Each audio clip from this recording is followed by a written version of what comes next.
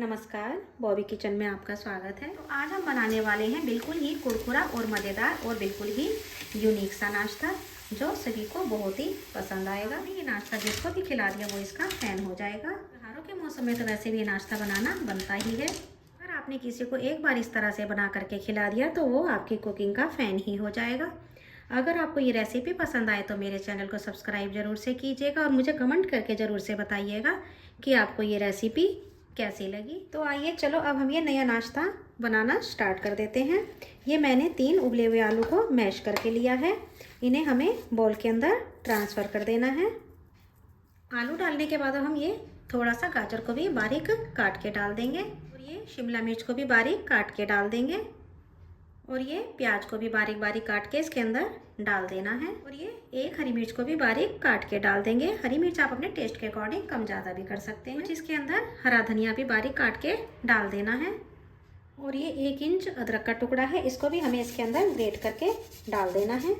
सच में अगर आपने एक बार ये नाश्ता बना लिया तो सब इसके फ़ैन हो जाएंगे और अगर आपने एक बार ये मेहमानों को बना करके खिला दिया तो आपसे बार बार इसको खाने की डिमांड करेंगे। मैंने आधा चम्मच लाल मिर्च डाली है और ये 1/4 चम्मच हल्दी पाउडर डाल देना है और अब इसके अंदर ये चटपटा सा टेस्ट लाने के लिए 1 चम्मच चाट मसाला डाल देंगे। चाट मसाला नहीं है तो आप आमचूर पाउडर डाल सकते हैं या फिर नींबू का रस भी डाल सकते हैं। ये स्वादानुसार नमक डाल देना है। मसाले सारे बेसिक से ही हैं जो हम रोज में खाते हैं। अंदर ये 1/4 चम्मच गरम मसाला डाल देना है।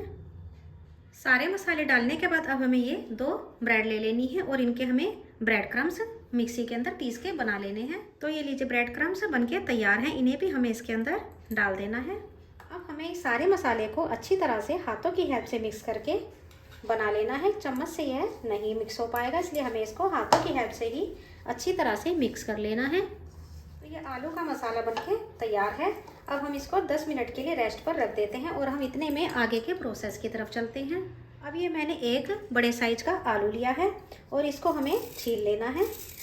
अब हमें इसको छोटे वाले ग्रेटर की हेल्प से ग्रेट कर लेना है। अगर आपके पास छोटा वाला ग्रेटर नहीं है तो आप इसको प्रेशर लगा के बड़े वाले ग्रेटर की साइड से भी कर सकते हैं। उससे क्या होता है कि आलू के पतले पतले लच्छे निकलते हैं। अब हमें इन लच्छों को पानी से 2-3 बार अच्छी तरह से वॉश कर लेना है जिससे कि इनका स्टार्च इनके अंदर से निकल जाए। ये मैंने आलू के लच्छों को पानी में से अच्छी तरह से निचोड़ करके निकाला है। देखिए बिल्कुल अलग अलग लच्छे हो गए हैं। तो अब इसके अंदर हमें कॉर्नफ्लोर डाल देना है। इसके अंदर सबसे पहले ये 1 चम्मच कॉर्नफ्लोर डालेंगे। उसके बाद हमें कॉर्नफ्लोर को अच्छी तरह से मिक्स कर लेना है। आप इसके अंदर ज़रूरत के हिसाब से कॉर्नफ्लोर डालते जाइए और इसको मिक्स करते जाइए। 2-1 चम्मच से ज़्यादा इसके अंदर कॉर्नफ्लोर नहीं लगेगा। तो अब आप ये देखिए कि आलू का एक एक लच्छा बिल्कुल अलग अलग खिल चुका है और कॉर्नफ्लोर डालने से ये वैसे ही बहुत ही क्रिस्पी बनके तैयार होगा। यकीन मानिए अगर आपने ये किसी को खिला दिया तो वह आपकी कुकिंग का फ़ैन ही हो जाएगा। तो आइए हम आगे के प्रोसेस में चलते हैं। अब ये एक स्लरी तैयार कर लेते हैं। इसके अंदर हमें ये मैदा ले लेनी है और ये इसके अंदर कॉर्नफ्लोर डाल देंगे। जितना मैदा लेना है उतना ही हमें इसके अंदर कॉर्नफ्लोर ही लेना है। और अब इसके अंदर ये थोड़ा सा नमक डाल दें। ध्यान रहे इसके अंदर नमक डालना बिल्कुल भी भूलना नहीं है। अब इनका अंदर हमें थोड़ा थोड़ा पानी डालते हुए एक स्लरी को तैयार कर लेना है। तो ये लीजिए हमें इस तरह की स्लरी बना करके तैयार कर लेनी है। तो आइए अब हम जो हमने आलू का मसाला तैयार करा है उसको ले लेते हैं। अब इसमें से हम थोड़ा सा पोर्शन निकालेंगे। आप इसके जिस भी शेप के नाश्ता बनाना चाहते हैं उस शेप में इसको बना सकते हैं। मैं इनके इस तरह के नाश्ते बना करके तैयार कर रही हूँ। आप अगर गोल बनाना चाहते हैं तो गोल भी बना सकते हैं। जो भी आपको पसंद है आप उस तरह का शेप बनाइए। अब इस तरह से इसको हम सारे इस नाश्ते को बना करके एक प्लेट के अंदर लगा लेते हैं। तो ये लीजिए सारा नाश्ता बना करके मैंने प्लेट के अंदर लगा लिया है। अब हम आगे के प्रोसेस में चलेंगे। हम इसके अंदर से एक नाश्ता इस तरह से उठाएंगे। इस नाश्ते को हमें इस तरह से स्लरी के अंदर डिप कर देना है और इसको हमें डिप करने के बाद इस तरह से निकाल देना है। इसकी सारी स्लरी को हम नीचे ही निकाल लेंगे। स्लरी में से निकालने के बाद ये नाश्ता हमें इस तरह से जो हमने आलू के लच्छे तैयार करे हैं उसके अंदर मिला लेना है और हमें इसको इस तरह से इसके ऊपर कोट कर देना है।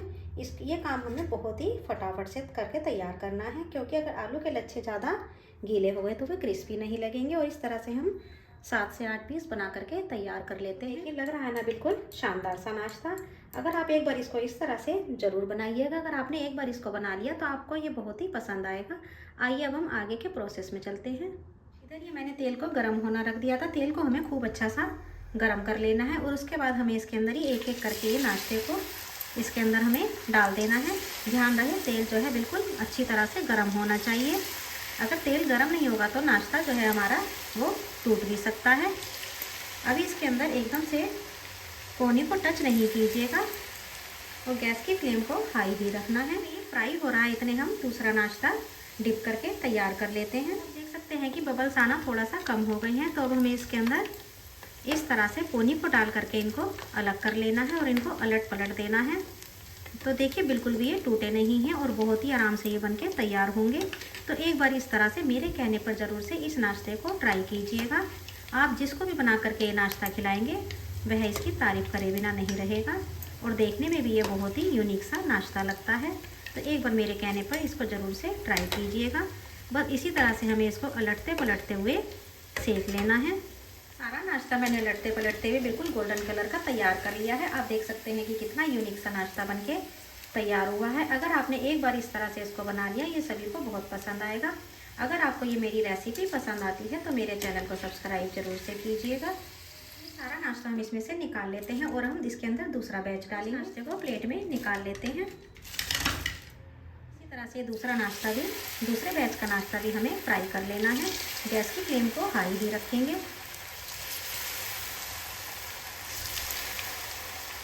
तो इस तरह से मेरे 2 बैच बनके तैयार हो जाएंगे। ये दूसरा बैच भी बनके तैयार है। तो मैं आपको दिखा देती हूँ कि ये कितना क्रिस्पी बनके तैयार हुआ है। देखिए इसके अंदर कितनी क्रंची की साउंड आ रही है।